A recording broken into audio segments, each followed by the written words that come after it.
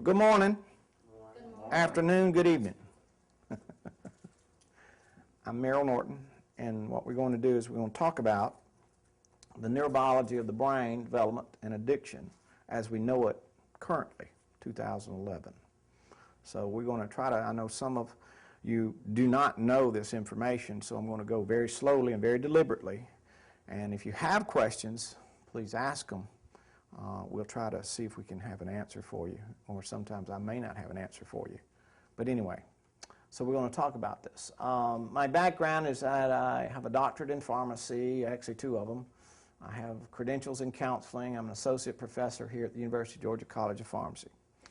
And for any reason that you may want to get in touch with me, please use my email, mnorton@rx.uga.edu. Okay, so let's talk about it. So we're going to see what we can do about the brain.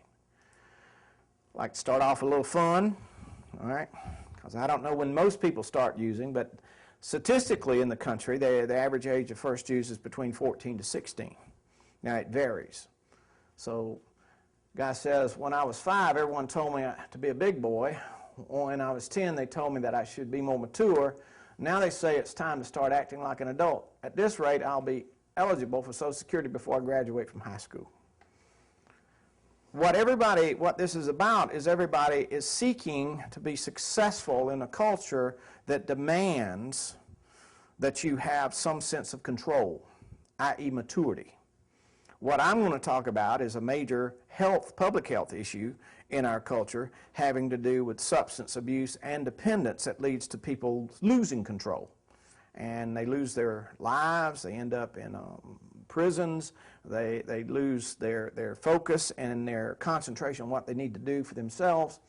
And it usually starts in adolescence. So I'm going to talk about adolescence a little bit, and then we're going to see how this develops. Now, my background is in psychopharmacology, so what I primarily focus on is the biochemistries of the brain. I have to, because my world, I have to manage almost 400 medications that are used in various ways, if it be addiction meds, psychiatric meds, pain management meds, those types of things.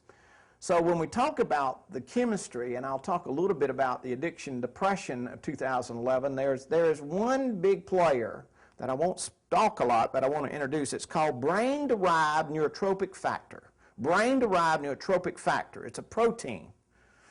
And it's important because it's the fertilizer that makes all the central nervous system nerve cells, neurons grow. You must have it. In the developmental brain, it's necessary for maturity. You go from 11-year-old, you go to 18-year-old, and then at 24 to 26, that's usually when this brain is fully mature. About 26 years old for males, 24 for females. And it's as a result of this brain-derived neurotrophic factor is responsible for short-term memory, long-term memory, all the types of academic, new learning, all of those things that we're required to have in this culture in order to be successful. I don't care if you're going to be a mechanic, go to do a technical trade, if you're going to be a professional, if you're going to be an athlete that knows how to do all the different types of plays, your brain-derived neurotrophic factor is what we got to have. We're finding out more and more about that because it's the fertilizer. The other part about it is there's another chemical called CAMP. CAMP is the energy that it takes for this brain to run, and it runs 24/7. We may be awake only 14 to 16 hours a day, but it's running, 24/7. And if it doesn't run, then there's things that happen. And one of the main things that happens when the CAMP is diminished is memory. And it creates memory not only in a conscious level, but also it creates what we call instinctual memory system alterations, where it changes how the biochemistry is developed and how it is produced. So you have to be aware of those two things too. So we'll talk a little bit about that. Now, what I say many times is that the teen brain resembles blueprints more than skyscrapers. Instead of thinking about a teen mind as an empty house that needs furnishing, understand it as a framing of a house that still needs walls, roof, wiring, and all of that.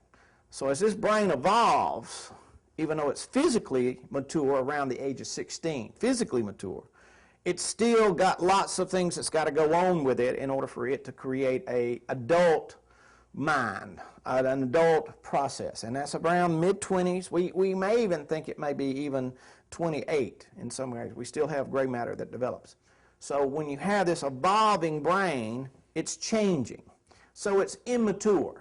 You know, for you that have children and you have an 8-year-old, they respond to you in one way, whereas you have a 14-year-old, they respond to you in another way, depending on lots of things. But that evolution is what we're trying to develop. And if we change that for any reason or for any kind of interruption, then we have problems. Now, there's two things that interrupt this brain chemistry development. Trauma. Now, the trauma can come from physical trauma, emotional trauma, sexual trauma, environmental trauma, anything that shocks the brain to stop for a millisecond. It can happen as simply as a child watching their pet dog get run over in the street. Or it can be something as powerful as 9/11. As y'all watched airplanes hit buildings, people died and those buildings collapsed. Or it can be violence in the home. It can be all these things. It shuts this system down, and that's a protective mechanism inside of the brain. The other thing that changes it is drugs of abuse. Alcohol, prescription drugs, marijuana, all kinds of things, depending on when they start to use, it begins to change this inner piece, this wiring, for instance. I want y'all to kind of keep the house in mind. Got to have a roof on it, it's got to have wiring, it's got to have all kinds of things. I'm having to redo a 150-year-old house as we speak. And I've got to rush out of here immediately because I've got to meet with contractors to kind of get my house finished because I got a window that they didn't finish last night and the rain came in and guess what? Water came in on the floor. You understand? It's leaking. So we got to have all that fixed for it to work properly. Same way with the adolescent brain. Now, these are pictures of various brains, and this is the effect of extreme deprivation in infancy. This child suffers from emotional and cognitive problems. In other words, these are children that have been abandoned. Now, they have multiple studies. They have studies out of Europe, they have studies out of Asia, they have studies out of the U.S. And what happens, y'all, is as a result, parts of this brain doesn't fully engulf as a result of this emotional trauma. Now, it occurs. Nurturing, interaction, love, parenting, all these things is what really makes this brain evolve the way it needs to happen. But this brain here, and so when we started these studies, we see these temporal lobes here, which are the emotional, factual lobes of the brain. They make things work. They make it happen, you know.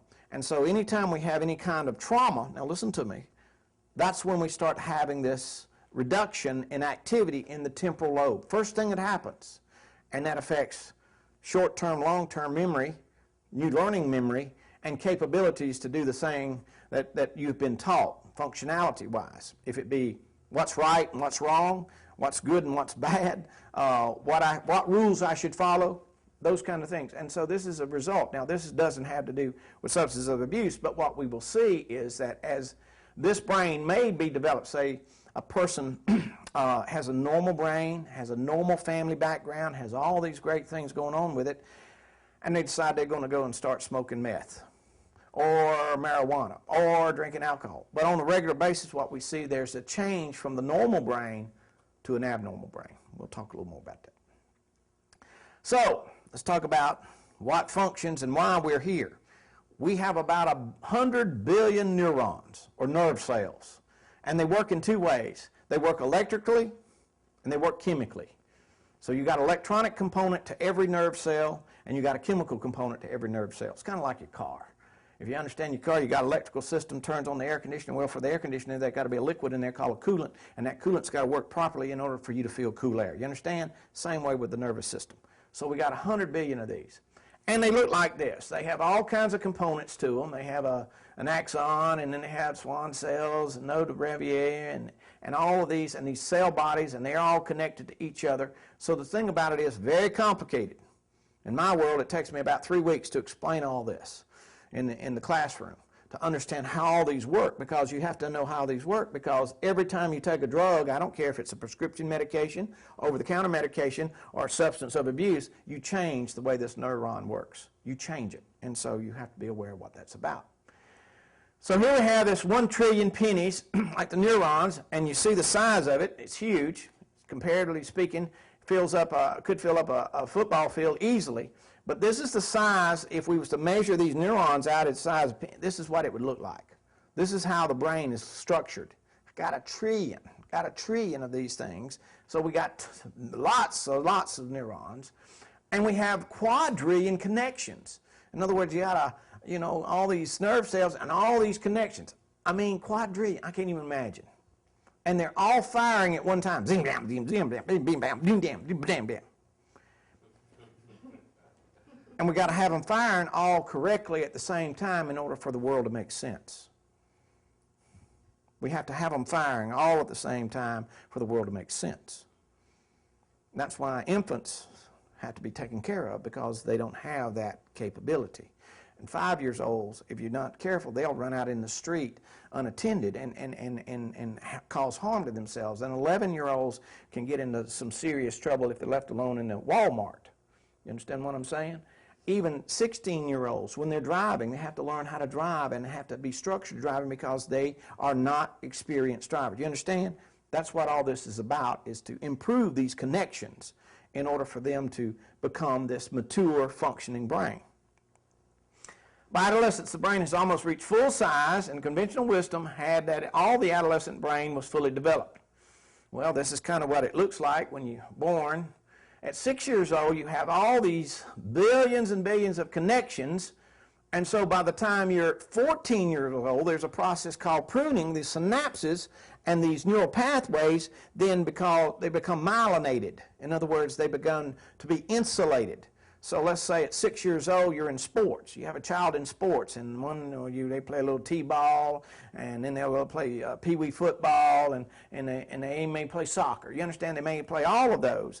But as they get older and older, guess what? Those synapses begin, and then they begin to focus usually just on one, possibly 2 sports. And then as they evolve up into the professional sports, which I've had great experience with, they focus only on one. Why is that? Because that wire inside of that baseball neuron gets thickly and faster, and that way they can watch the ball and they can hit. As you all watch professional athletes, they get better and better even in their professional careers, to the point because this myelination goes on to about age 28. So the myelinization makes everything work, kind of like this. Now, so we laugh, but the anatomy of a teenager's brain is embarrassed by parents, section, ability to remember lyrics of an offensive hip-hop song, have no idea, cars, cars, cars, oh yeah, girls, that's for males, or oh boys, if it's female, schoolwork, smallest section of the brain, ability to listen. Remember, when you're training adolescents, what do you have to do? Remember my daughter, clean up your room, clean up your room, clean up your room, because she was she'd trash her room in a heartbeat, and she never would clean up. Didn't know how to wash clothes. So not only did I teach her how to clean up her room, I also taught her how to wash clothes. Well, that didn't really evolve until she moved out on her own and got her first place, because she still had a messy, when she was at UGA, she had a messy place, and she was still, but I still said, Kelly, this needs to look better than this. Clean up your room, those times. Didn't click till she got to be about 24, 25, so we'll go to an apartment now, and guess what? She's got a spotless apartment. She knows how to wash clothes, because you kept repeating these things over and over. That's kind of how these kids learn, because of the myelinization. Do you understand what I'm saying? That's how we learn to do new things. Very, very important. So the brains aren't finished yet. MRI scans, and I'll show you those in a minute, by Dr. Jay Gill of the National Institute of Mental Health, have revealed that rather than leaving childhood with a brain ready to take on responsibilities of a young adulthood, teens have to contend with a brain that is destroying old neural connections and building new ones. So here we have the conflict. In a normal brain, the brain is shutting down some connections and building new ones. Shutting down and building. So you have this conflict. So they have all these things. One day they'll come in and, I love you, Mama. Next day, kiss my butt, Mama. And you wonder why they're doing it. And it's because of this conflict of how this neural system is developing. And how long does it take to develop? 10 years. Normal development from 15 to 25 is 10 years. So you're going to have that without interruption, without interruption. Now, what I'm going to tell you is, we're talking about substance abuse, so guess what happens? You start drinking on a regular basis, or smoking marijuana on a regular basis, or using cocaine or prescription drugs or whatever, guess what happens? All of this is interrupted, and it stops. developing. So people may start drinking at 16 and they may develop attendance by the time they're 20. And so they may be under the influence till they're 30. So when they start coming into treatment, guess what? They have the maturity level of a 15-year-old. You understand? Because that process never was completed. That's the problem here, y'all. That's the problem. Also, they lose memory capability, and we'll talk a little more about that. So here we go. Here comes the track, and you see you got a bright yellow brain here at 5 years old, and as it evolves, you want the blue. And so as this evolves down to the 5 and 7 and 8 and 12 and up to 20, you see this? This is what you want to have. This is the blue brain. This is this brain that's got these neural connections. It's got the right neurochemistry, and it's evolving. In other words, it's developing into an adult. But what happens when people start using is that, let's say they start using at this level, let's say they're 11 or 12 years old, and guess what? This part never happens if they use for a long enough period of time, and depending on what the drug is. So they freeze frame. They stay stuck. All right, so here's our brain. Age 11 is about 50% complete. Age 18, when they're graduating from high school, it's 75% complete. Age 24 to 34, it's 100%. That's your full tank brain. That's when you're humming like a sewing machine. That's when everything happens. Your career's going on. Usually when your family start, everything starts happening because you got all this energy. The good news is that's how it goes up on the upside. But on the downside, it starts diminishing. So at 44, it's now back down to 75%. Your body starts changing, y'all. And all of a sudden you become high risk for diabetes, metabolic syndromes, and all kinds of other things that you just didn't expect based on lots of factors. At 60, it's down to 50%. You understand? So what I tell people is you come in this world as children and you leave this world as children, biologically, and how the brain evolves. Now, so let's talk about addiction. All that's basic stuff about how the brain develops and how it needs to evolve, because it's going to get to a peak point. It's going to get to a peak point, and then guess what? Then it's going to naturally diminish in the capability. By the time you're 60, where's my keys? What kind of blood pressure do you have, 60 versus 24? You understand? Lots of things begin. That's a natural process. Let's talk about what happens when people start using these psychoactive chemicals. It's called the hijacking, the new hijacking of the brain. So why do people use drugs? Anybody? Makes them feel good. Don't make me feel good. What else? Why else people use drugs? Change the way we feel. Change the way you feel? Why else? Remove yourself from society. Huh? To remove yourself from society? Yeah. Or fit into society. Helps you fit into society, so there's issues of self-esteem and those kind of things. What else? Why else we use drugs in this culture? Peer pressure. Peer pressure. Why else? False confidence. False confidence. Why else? Makes me feel good. That's all I got. We're a chemical culture. I'm a pharmacist. I'm very successful. I had lots of successful drugstores. And the reason why? You love drugs. There's advertisement and all that. In fact, most of y'all wouldn't even know what Cialis was unless it was for the TV.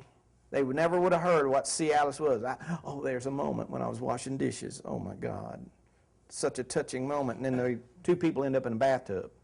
What I'm saying is the pharmaceutical industry is very smart. It's because they teach you things they want you to buy. And so you learn about these medications. They've reduced the number of prescription medications to over-the-counter medications. We've got prescription antihistamines now that are over-the-counter because you demand it. You understand?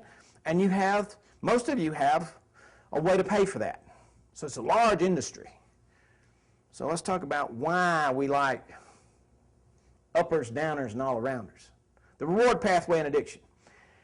Natural rewards. Food, right? Water, right? Sex, right? And nurturing, right? Oh, God, we could spend hours on any of these about why people want to be loved and feel love and all the stuff having to do with sex and all the things, and look at all the food. I mean, that's another thing they sell a lot on television, right? All the food products. You can sit there and they'll show you a Whopper, and then they'll show you all kinds of chicken. And I mean, there's more stuff on TV that I even want to know about, food-wise. Why? It's because it makes us feel good when we have it, even temporarily, okay? Now, why does it make us feel good? Well, we start out with a natural 100% normally in the brain, and these are some studies that we've had several years ago. And we eat when we're hungry. That dopamine, and it's based on dopamine, which is that feel-good chemical in the brain, goes up to about 150%. And when it gets to 150%, then it stops, you feel satisfied, and guess what happens? Then it titrates down over several hours, and so this will be breakfast at 7 a.m., and it titrates down to, say, 12, 12:30. You're hungry again, guess what you're going to do? You're going to go eat again. That's how you survive. The brain wants you to survive, okay? If we talk about sex, and I don't talk about it often, but here you got sex that's sitting 100% in your hormone, and you have sexual activity, and you get up to an orgasm, then it goes up to about 200%. And everybody feels better because they've had that activity. So you got 150 for food, you got 200 for sex. These are the two greatest highs that we will experience naturally. Love, if you want to know love, about 175. But then love titrates down. It becomes a routine thing. You may be with your partner 10 years, and you may love your partner, but you know, did you tell them this morning, baby, you're the greatest thing ever happened to me. I love you. Did y'all do that? Probably not. If I was to do a survey out here on the street, probably not. Why? It's not that you don't love them. It's just it's become routine, and the brain is trying to save dopamine because dopamine is in very small quantities in the brain, very small quantities. So we got three areas of the brain that dopamine. Prefrontal cortex, it's what I call, I want a beer. And then they got a nucleus accumbens, which is an instinctual pathway, and it makes me feel good. And then we have a part of the instinctual pathway called the ventral tegmentum area, or the VTA, and that's the home of euphoric recall, and so it says Miller Lite. So a normal brain says, I want a beer, it makes me feel good, Miller Lite. Or it can be chocolate cake, be a redhead, be a fast car, it can be all kinds of things. You understand what I'm saying? That's normal. It goes this way. Normal. That's how you survive. That's how the brain is wired, okay? Here comes the dopamine. Dopamine, little star molecule sits here. It comes out of this vesicle, sits on the receptor. Receptor activates it, ooh, makes me feel good. Makes me feel good. And it lasts for a few seconds. And then the brain then reabsorbs it, which is a part of the recycling, and takes it through a reuptake port. So what you have here is this dopamine cycling. Has to recycle everything, y'all. Has to recycle everything because we can't produce a lot of it, okay? And this happens starting when we're born till we die. So here we have cocaine. Let's talk about a 15-year-old decided he wants to experiment with cocaine. So what cocaine is, its molecular weight is about 3 times that of dopamine. See, I deal in the scientific world. Everything's got molecular weight. The molecules have certain weights, and they have to be certain. And so this receptor allows for this weight of this. But here comes a heavier molecule that is configured very similar to the dopamine. So what it simply does, it comes and inhibits or knocks this molecule of dopamine off the receptor, sits on the receptor, and it's heavier. So guess what? Instead of a normal orgasm lasting 2 to 3 seconds, a cocaine-induced orgasm can last 15 minutes with one experience. But then it's no more. It will never get that way again. It can be the pain relief from an opium-derived medication. It can be alcohol and how it reduces anxiety or how it makes people feel a part of or whatever it may be. Same thing happens, y'all. So there's a competitive piece to this disease component. This is a pathology of starting. This is what it normally does. This is what the brain would normally do. It is abnormal to have a molecule that size to start with, but it does, and so we have a culture that uses it, and so you have this cocaine. So, whoa, dog, it makes me feel good, and it mimics dopamine. You see what I'm saying? So as the brain uses more cocaine, it says 2 things. It diminishes the dopamine that's already there, and it also stops producing the dopamine because it says, if you're going to take something from the outside, I'm going to stop producing it from the inside. And then what you have now is a phenomenon called tolerance. They begin to use more and drink more and do more. So here we have the drugs of choice and drugs of abuse. So here we've got nicotine, which is a highly addicting substance. Why is it so addicting? It immediately goes up to 225. See, the magic mark with the percentage of dopamine that the brain can manage without going into an addictive process is around 200%. Just like I just told you. Why is that? It's because those natural highs are about no more than 200%. But here's smoking a cigarette. Look at here, 225. And then if you use morphine, and I'm a pain expert, I'm manage pain, and if I put it in a PCA pump and I calculate a loading dose, and then we're going to do a basal line and all the doses here, we're going to run about 200%. And if I do it enough, even though they click the clicker 50 times, they're only going to get 3 doses. And what we're going to do is, and they also have acute pain, that morphine is going to be managed so the more, as we titrate them off, they're not going to end up with an addiction to morphine. You understand? Because we're titrating it and we're dosing it accordingly. But what most people do here with the opiates, instead of taking one's good, 4 is much better. So when you take 4, then guess what? 200 plus 200 plus 200 plus 200, and now you're up to 600 to 800%, which leads to an addictive process. Again, the dopamine is being overstimulated. And here's cocaine we talked about. Snort some cocaine, or you freebase some cocaine, 325%. 325%. That's 125% above a natural orgasm, which is the highest we can have. And then here's methamphetamine. It can go all the way up above 1 dose. Now what this does, y'all, is that balance that we were talking about, that involvement, depending on the adolescent, only has maybe 60% to start with, and you start overusing it like this, and guess what happens? It diminishes that dopamine very rapidly to the point that they have no dopamine. Now what happens when we don't have any dopamine?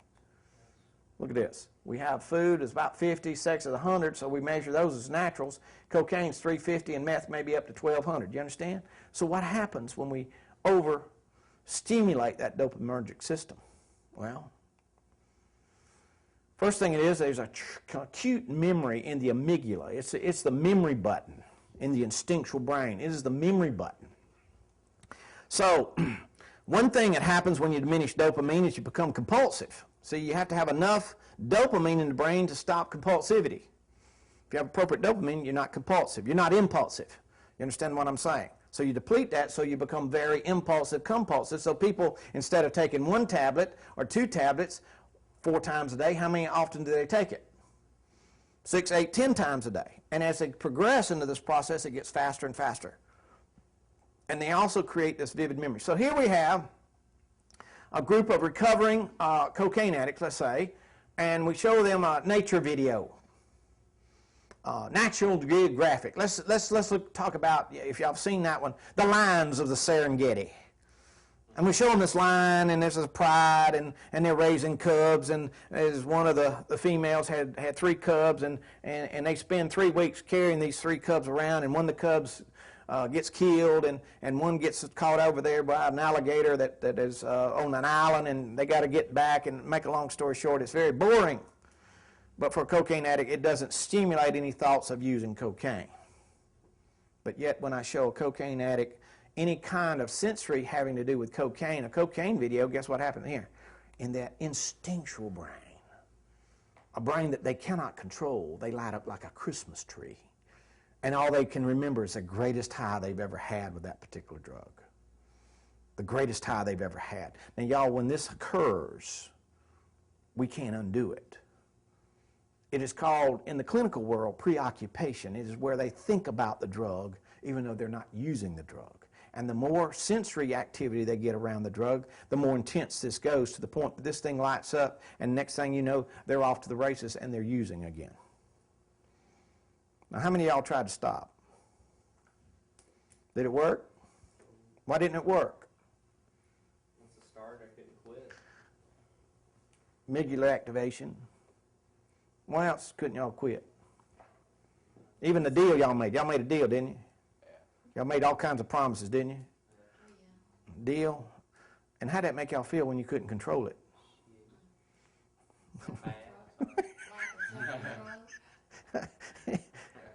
Made you feel how bad? Lack of self-control.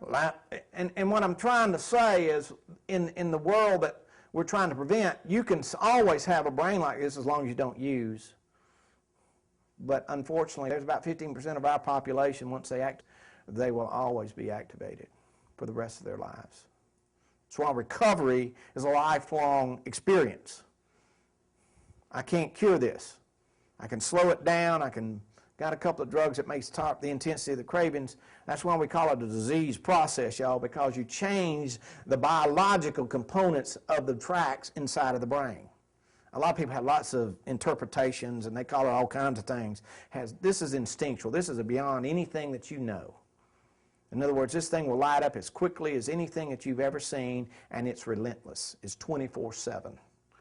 So, now, why is that? Well, in 2011, addiction is increasingly understood as a neurobiological illness with repetitive substance use corrupts the normal circuitry of the rewarding and adaptive behaviors caused by drug-induced neuroplastic changes. That is a scientific to say that once you change this brain, it's irreversible. And then what also happens, you will see this. In the path from substance abuse, which is the beginning, that's where there's control. Abuse is control. To addiction, where there's a loss of control, the neurochemistry shifts from dopamine, feel good, reward brain, I want a bear, makes me feel good, Miller Lite. That's reward brain. That's that good brain, that healthy brain, that evolving brain. Behavioral system to a predominantly glutamate base. Y'all know what glutamate is? It is a chemical responsible for pain. See, addicts are addicted to pain, not pleasure. Pain drives a train. And anything that bumps into that, any kind of stress whatsoever, I don't care if it's positive or negative, it triggers into that glutamate-based brain, that anti-reward brain, and guess what happens to them? You feel bad. Y'all not feeling real good about being here, are you? Hell no. Excuse me. No. What I'm trying to tell you is, it's like a salmon going upstream. It's very difficult. It's not fun. And so what happens, y'all, look at here. Glutamate, based one marked by dysregulated glutamate transmission from the prefrontal cortex nucleus accumbens relationship to the biological stimuli. This is called the anti-reward brain. Y'all know what the anti-reward brain is? All right, I'm going to tell you. It's called addiction. And what is addiction? Any type of stress that hits that brain, the first thing that's going to happen to you is there's going to be a Miller Lite. And then it's going to go over to the other part of that brain and it says, it makes me feel good. And then it's going to go up to your cognitive brain and it's going to say, I want a beer. Involuntarily. So y'all promised yourselves to quit, and you did.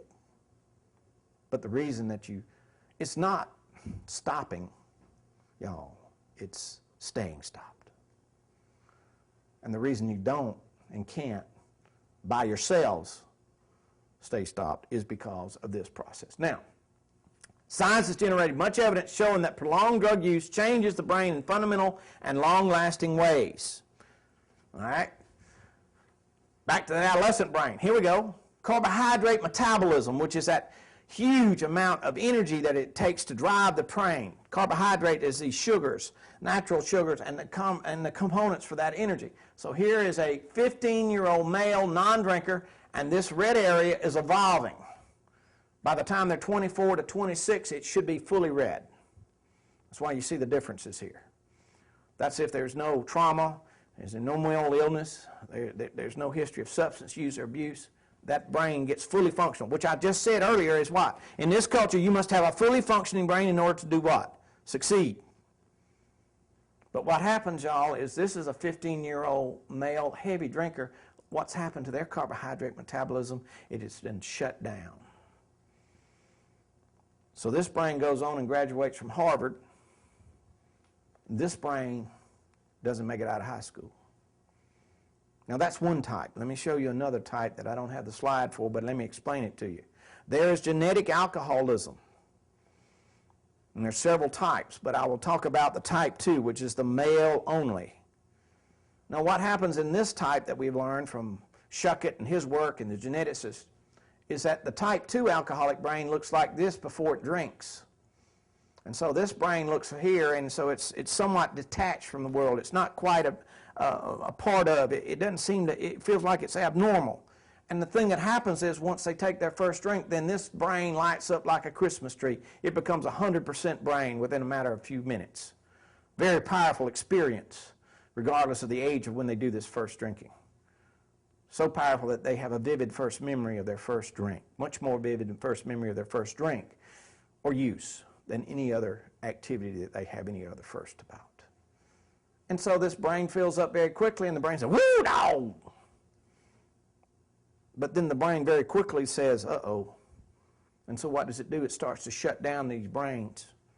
So y'all, then we have the reason that most people say there's some alcoholics, some addicts that are functional addicts because the brain helps them function better, helps them remember better, helps them because there's a huge deficit before they ever started to use. High risk. So if you got genetic histories of mental illness, addiction, trauma, or suicide, you're looking at this type of brain that could be changed almost instantly by the use of alcohol or other drugs. And we see a lot of kids that have ADHD, we have kids that have depression, we have kids that have high risk for some sort of surviving traumas, end up using as a result of trying to cope as a result of the damage that is caused by those. So we have this neurotransmitter transfer, and so we have dependence. And these are the 9 neurochemical families. We have a love chemical, we have a feel-good chemical, we have a pain chemical, we have a memory chemical, we have a bliss chemical, we have a pain relief chemical, we have an anxiety chemical, we have a sleep chemical, and we have a stimulant chemical here. And so you have dependence. What happens is, depending on what age and whatever, it diminishes what is present. And how long does that take? Depending on the age of first use and drug, it can take less than 12 months to deplete the brain. Now people say, okay, that's bad news, so I'll give you the good news. How long does it take to recover? Well, people come to treatment. I'm working a treatment program, and we try to teach people how to recover, and we send them to all the different things. It's an adult program, and so what we try to do is teach them, why do you want to go to meetings, 90 meetings in 90 days? And they say, I don't go to meetings, I don't work them steps, I don't want to do all that stuff. You know, why? I don't care. I don't have a medication that's going to stop this, because what's going to happen for this brain has to be abstinent, and so what happens to the abstinence, years to replenish what has been taken away as a result of their use. They have to have 5 to 7 years abstinence before they break even. So what happens to them? They suffer anxiety disorders or depressive disorders, compulsive disorders, eating disorders, and other types of things as a result of this imbalance. So as they work hard and there's some balance. So that's why I'm a part of the psychiatric world, and some of them we have to use medications, antidepressants, anti-anxiety, anti-craving, all of these types of medications in order to help stabilize this imbalanced brain chemistry as a result of that. So addiction is a state of an organism engaged in a compulsive behaviors. Now remember when I was at Emory with the Rhesus monkeys, and they had water and food and cocaine. And I don't recall Rhesus monkeys in nature being cocaine addicts. I don't know that I've seen that at National Geographic studies where you have a Rhesus monkey out there dealing cocaine to his other buddy, you know. I ain't seen that. I don't know if anybody has. Please send me some pictures. But the thing about it is, they would hit that cocaine button until they died. And that's what it is. It becomes a severely compulsive, impulsive disorder to death, premature death, years of death. Now, the behavior is reinforced. It's reinforcing, rewarding, or pleasurable. So they take the drug and, whoo, that makes me feel good. But then it takes more of the drug to feel good and more of the good to feel good, and then they substitute one drug for another, if you understand what I'm saying. And then eventually they lose, as a result of diminishment of dopamine, they lose control of limiting their intake. And this is what people struggle with. Well, I can just stop. And I keep saying that stopping is not the issue. It's staying stopped. The purpose of the reason I'm doing this is to help parents and adolescents and young adults understand I have nothing once the process is in place to stop it except behavioral models. And I must tell you that behavioral models are very difficult to learn. You have to go to treatment to learn what to do. And even when you're trying to learn what behavioral models to do, it's a struggle because you don't quite understand why I've got to do such and such or why I'm going to do such and such. I want to say it's a chronic disease state. It is not an acute disease state. It's not like getting over the flu. It is something that is there, and it's there forever. And so one of the things we need to know is make sure that everybody has more education about this. I will say this about this one slide. The key element of addiction in the development is the development of a negative emotional state during abstinence. If I want to do a diagnostic of an individual, all I've got to do is look at their affect when they come in for an intake, or when they say they're 3 to 5 days sober, or they're 2 months sober. There's an overwhelming negative affect. In other words, it's a very abnormal state of being. There is no true happiness. There's no true joy. There's no true, I call it anhedonic. In other words, there's no pleasure in much of anything. That's because the brain is shifted from a dopamine-based brain to a glutamate-based brain, and that's where that brain stays. So how do they recover, y'all? How do they recover? Well, they got to learn about this. Their genetics may have a part. Their age of onset may have a part. The childhood trauma may have a part. Their learning disorders may have a part. Their mental illnesses may have a part. What they've got to learn, and what people have to learn, is one day at a time you change and you become a better person. In recovery, it's called spirituality. I'm not talking about religion or non-religion or whatever. I'm talking about spirituality. You got to do something that makes you feel better about you and how you interact with the world. Now, we're in a very, culturally, and this is my opinion as I've watched it psychologically, in a very narcissistic, stress-oriented culture at the moment. We're in a recession. People are losing their homes. They're losing their jobs. They got to find some relief somewhere. So what a lot of people do is seek it in alcohol and drugs.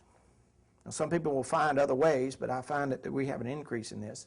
And part of this has to do with this. Now, if there's an addiction risk, people end up with that. I have a lot of people don't have any genetic history, and they still end up in treatment. How's that? Well, it's because of the way the brain changes. Now, in adolescence, it's a period between the onset of puberty and the attainment of adult abilities. It occurs between childhood and young adult. This is where we see the percentage of the increase of use as a result of peer pressure, our culture. It's just a rite of passage, whatever. We still have, I still see the studies, and I don't know how accurate they are. They self-report studies. Some people claim 90%. I'm not real sure 90% of seniors have used some psychoactive chemical before graduating. I know there's a high percentage of people because people like to do it. Now, they come to college, they come in my world, oh, dog, you know, we're going to have a very, I don't know, questionable football season. But what do people do on Saturdays, game day? Oh, man, they get the barbecue out, and they roll down the thing, and they put the little tin up, and they have a little drink or two, and the social use is great. I don't deal with people who socially use. I don't deal with people who even abuse. Only ones I deal with is ones lost control, but that's where it starts. Adolescence is where it starts. That's what we're trying to do here, is where it starts because of the immature brain. And so what, generally speaking, is that as people begin to drink, they change their thinking brain, their rational brain, so their plan changes, they change their boundaries or their inhibitions, they change their sensory. So what happens is their schooling may not become as important. The rules that they set up in the family may not be as important. The sense of safety. I have lots of adolescents and young adults and other adults that under the influence, they go do things that they probably wouldn't do sober. They end up, and they regret those things, most of them, as a result of that. And then we have a change in personality. Some become overly aggressive and violent, and some become isolated and antisocial. But the big deal here, y'all, is the learning. What happens and what I have problems with, even with folks in early treatment, is they don't remember anything. I cannot teach them. They're special ed students. They can't remember because you tell them something and they forget, and they forget. Why do they forget? Because they don't have the right chemistry that creates those memory banks. Now you change those memory banks, guess what? They may be changed. So I'm not real sure the perception of new learning. And that has to do with being in the present. Being in the present is how you learn new things.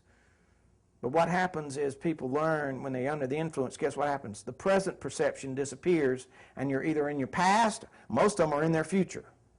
So to learn something new is very, very difficult. And then here's the instinctual tracks. Here's where the food becomes less important, the thirst becomes less important, the sexuality becomes less important. And what happens, y'all, is they become very selfish, very narcissistic, and when I see them, most of the time they come into treatment, they're in what we call an instinctual fight or flight or freeze situation. What does that mean? Everybody wants to run away and hide. And if I say boo too loud with a new group, they all run, or they get scared, or they have a startle effect. Or then you say something else, then they want to fight, and they'll just all of a sudden just break out and just all angry about blah, blah, blah, blah, blah, blah, blah. Or what I see a lot of them do, they freeze. They just get stuck and they don't move anywhere, and they don't know what to do. So we got to balance that, y'all. See, that's where that instinctual brain is imbalanced. So we got to do that. All right.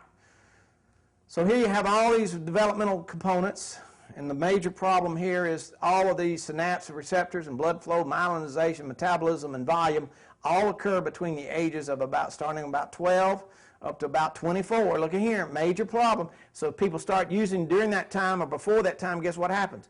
All of the things that are necessary for normal brain chemistry are interrupted. And so what happens is they don't fully develop. And this is what their thinking brain is. See, here's the thinking brain. Here's the CEO. The brain's thinking, the prefrontal cortex, it plans and does all the attention and judgment. And look at here.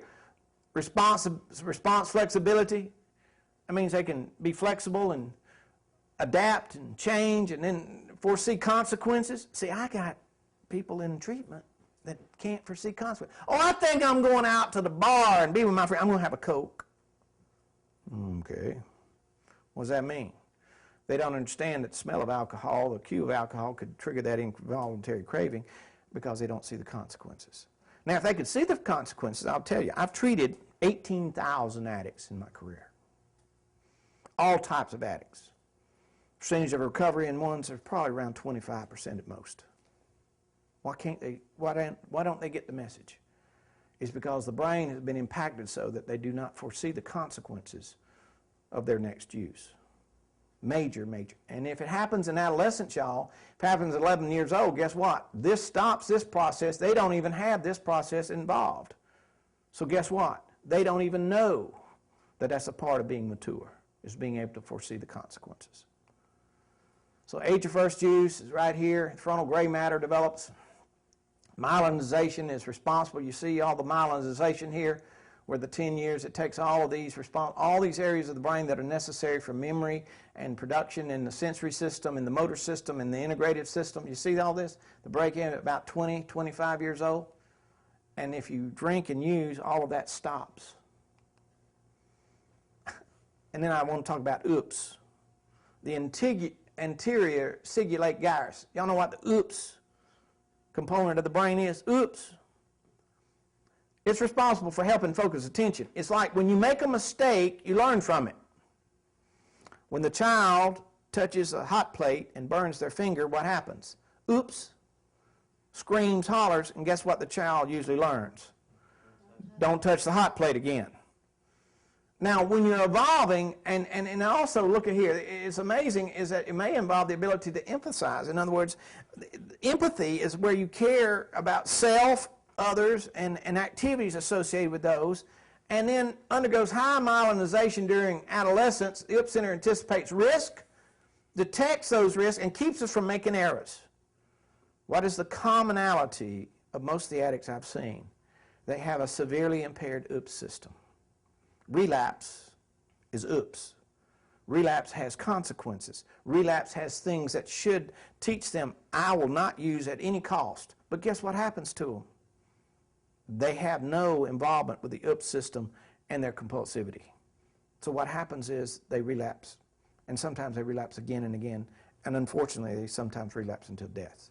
So that's why we're trying to teach this, is because once you change this, I have no medications. I have no biological capabilities.